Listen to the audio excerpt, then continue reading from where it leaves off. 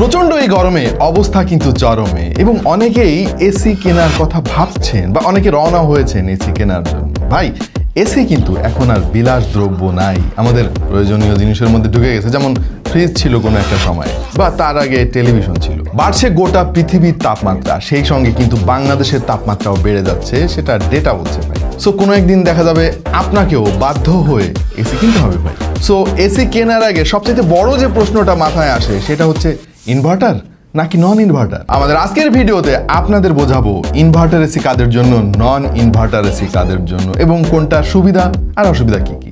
আশা করছি এই ভিডিওটা শুরু থেকে শেষ পর্যন্ত যদি আপনি দেখেন তাহলে আপনার মনের মধ্যে জমে থাকা ইনভার্টার রিলেটেড আর নন ইনভার্টার রিলেটেড সমস্ত প্রশ্নের উত্তর পেয়ে যাবেন। ভাই প্রথমে নন ইনভার্টার এসির কিছু সুবিধার দিক নিয়ে আলাপ করি আপনাদের সঙ্গে, আশা করছি একটা আইডিয়া পাবেন।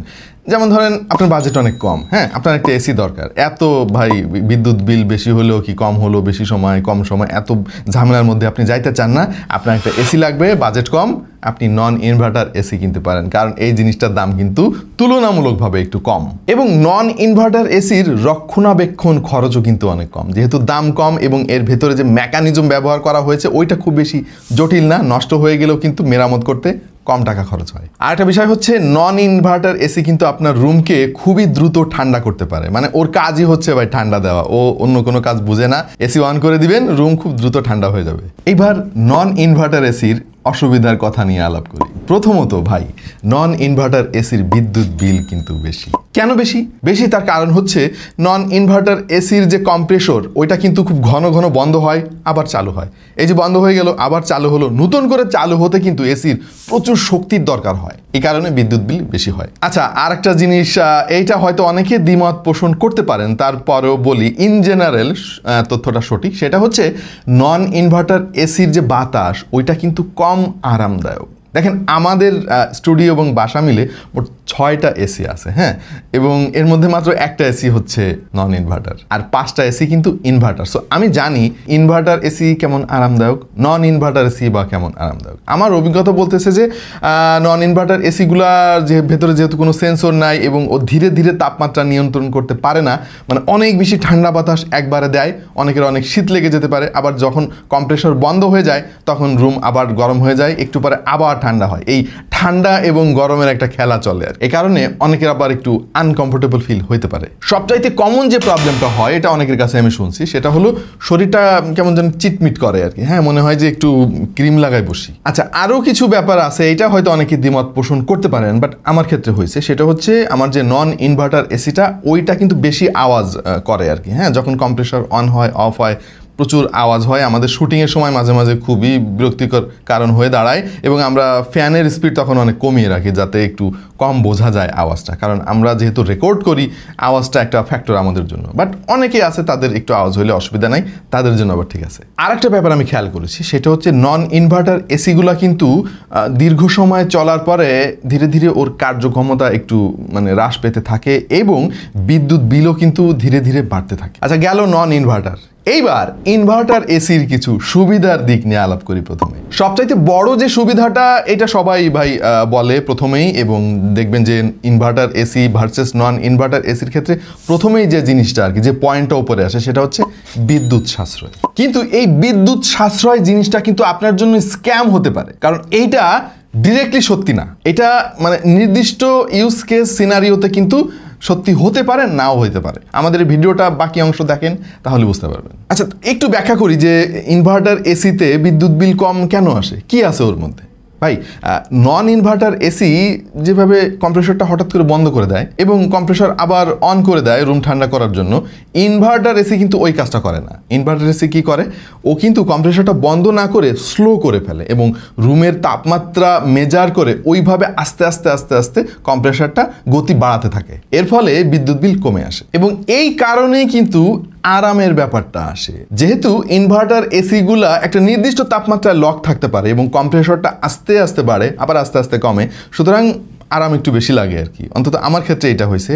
গা চিটমিট করা ভাবটা কিন্তু ইনভার্টার এসিতে একটু কম আসে। আর শব্দের ব্যাপারটাও আসবে এখানে, যেহেতু ধীরে ধীরে কম্প্রেসর বাড়ে আবার কমে, তার গতি কমায় এবং বাড়ায়, এই কারণে এসির আওয়াজ কিন্তু অনেক কম হয়। ডিউরেবিলিটি, এখানে অনেকে হয়তো দ্বিমত পোষণ করবেন যে কয় কি ভাই, বাট এটা সত্যি। আমি তো 2 ধরনের এসি ব্যবহার করি। যেহেতু নন ইনভার্টার এসির কম্প্রেসর ঘন ঘন বন্ধ হয় আবার চালু হয়, এই কারণে ওই যন্ত্রের যে আয়ুষ্কাল ওইটা কিন্তু কমে যায়। আর ইনভার্টার এসি তো আসলে ওই অর্থে ভাই প্রতিদিন অতবার বন্ধও হয় না, চালুও হয় না, এই কারণে ইনভার্টার এসির যন্ত্রপাতিগুলো কিন্তু দীর্ঘদিন কার্যকর থাকে। ভাই ইনভার্টার এসি কিন্তু তুলনামূলকভাবে কম পরিবেশের জন্য ক্ষতিকর। এটা শুনে অনেকে হয়তো বলবেন যে আরে ভাই এসি জিনিসটাই তো পরিবেশের জন্য ক্ষতিকর, আপনি এসি চালান না কেন, পরিবেশের জন্য তো ক্ষতি হবে, আপনি তাপমাত্রা বাড়াই দিচ্ছেন পৃথিবীর। হ্যাঁ, কথা সত্যি। ম্যাক্সিমাম ইনভার্টার এসিতে কিন্তু R32 এবং R410A রেফ্রিজারেন্ট ব্যবহার করা হয়, এই কারণে একটু কম ক্ষতি করে আর কি পরিবেশে, বাট মোটেও করে না তা কিন্তু না।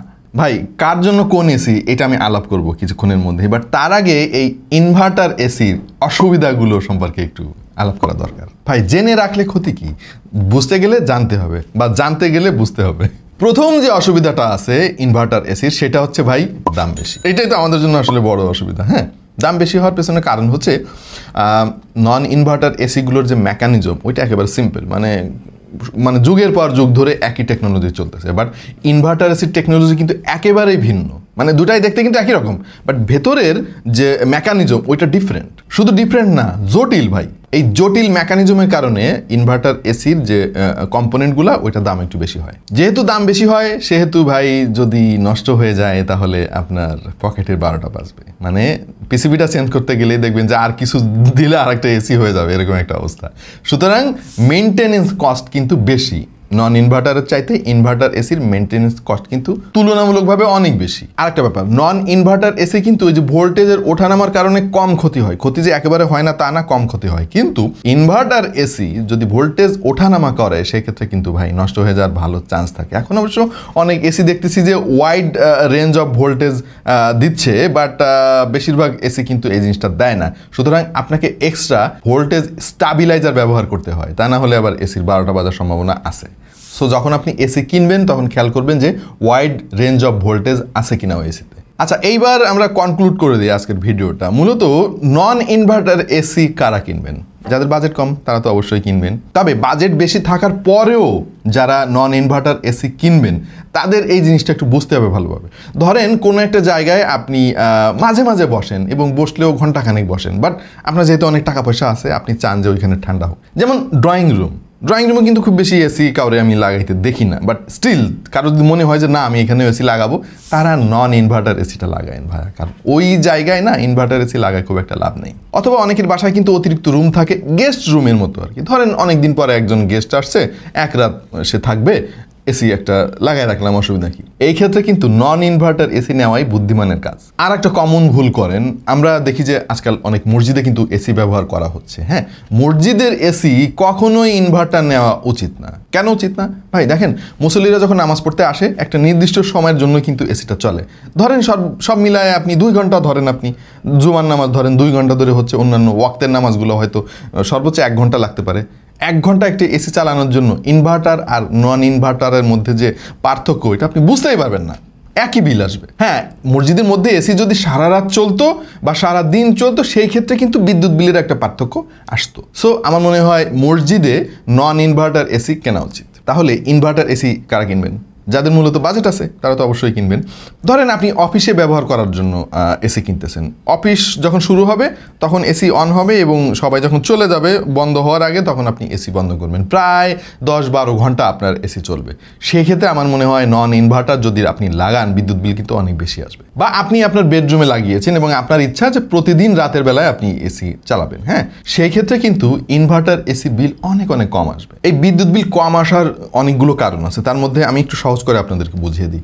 দেখেন, এসি যখন আপনি চালাচ্ছেন নন ইনভার্টার এবং ইনভার্টার দুইটাই শুরুতে কিন্তু দুইটাই প্রায় একই শক্তি খরচ করতেছে। হ্যাঁ, এখন ইনভার্টার এসি কাজটা কি করে, ও একটা রুমের টেম্পারেচার সেন্স করে একটা পার্টিকুলার টেম্পারেচারে কিন্তু লক হয়ে থাকে। হ্যাঁ, যেহেতু অলরেডি রুমে 25 ডিগ্রি সাপোজ টেম্পারেচার আছে, ও নতুন করে আর শক্তি প্রয়োগ করে না। 25 ডিগ্রিতে লক থাকে। যখনই টেম্পারেচার 26 বা 27 হয়ে যায় তখনই ওই 25 ডিগ্রিতে আনার জন্য আবার কম্প্রেসরটা একটু চলে আর কি, পুরোটা চলে না কিন্তু একটু চলে। এই কারণে বিদ্যুৎ বিল অনেক কম আসে। আর নন ইনভার্টার এসিতে কি কাজটা করে, আপনি যদি 25-এ রাখতে চান ঘরের তাপমাত্রা, ও 25 ডিগ্রি সেলসিয়াসে কিন্তু বাতাস আপনাকে দিতেই থাকবে। এই কারণে আরামও একটু কম লাগে এবং ব্যারামও একটু বেশি লাগে আর কি, মানে বিদ্যুৎ বিল বেশি ওঠে।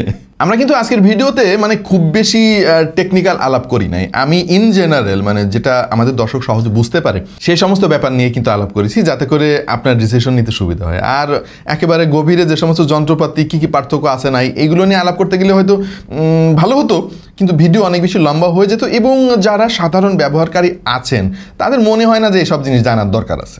সব কথার শেষ কথা হচ্ছে এই ইনভার্টার এবং নন ইনভার্টারের মধ্যে যে মূলত পার্থক্য, মানে বিদ্যুৎ খরচ বাঁচানোটাই তো আমাদের আসল উদ্দেশ্য।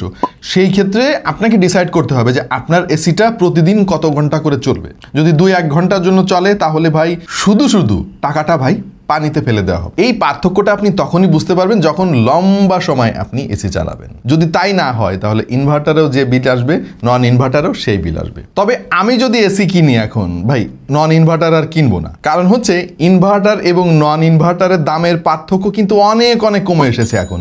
শুধু ধরেন অল্প কিছু টাকার ব্যবধানের জন্য মানে ভবিষ্যতের কথা ভেবে নন ইনভার্টার এসি কেনা ঠিক না। স্পেশালি আপনি যদি লম্বা সময় চালানোর জন্য এসি কেনার কথা ভেবে থাকেন। যেমন ধরেন আমার সর্বশেষ যে এসিটা হায়ারের ক্লিন কুল প্রো, এটা 1.6 টনের একটা এসি। অবশ্যই এটা একটা ইনভার্টার এসি, বাট খুবই পাওয়ারফুল এবং প্রচুর ফিচার আছে এতে। 1.6 টন হলেও এই এসিটার যে দাম সেটা দেখা যাবে যে ওই মোটামুটি নন ইনভার্টার এসির প্রায় কাছাকাছি দাম।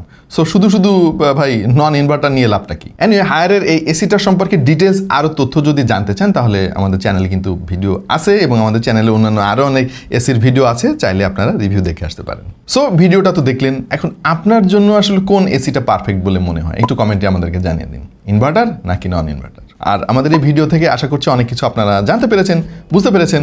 যদি ভালো লেগে থাকে বা উপকৃত হয়ে থাকেন তাহলে ভিডিওতে একটা লাইক দিয়ে দিন, তাহলে হবে কি এই ভিডিওটা কিন্তু ছড়িয়ে যাবে আরও 10 জনের কাছে। আপনার যে সমস্ত বন্ধু এসি কেনার কথা ভাবতেছে তাদের সঙ্গে চাইলে এই ভিডিওটা শেয়ার করে দিতে পারেন। আর এরকম আরও অনেক ভিডিও দেখতে চাইলে সাবস্ক্রাইব করতে পারেন ঠিক টু দ্য পয়েন্টে। আপাতত এই পর্যন্তই, দেখা হয়ে যাবে অন্য কোনো ভিডিওতে ভিন্ন কোনো বিষয় নিয়ে। সেই পর্যন্ত সবাই ভালো থাকুন, সুস্থ থাকুন আর দেখতে থাকুন টেক টু দ্য পয়েন্ট।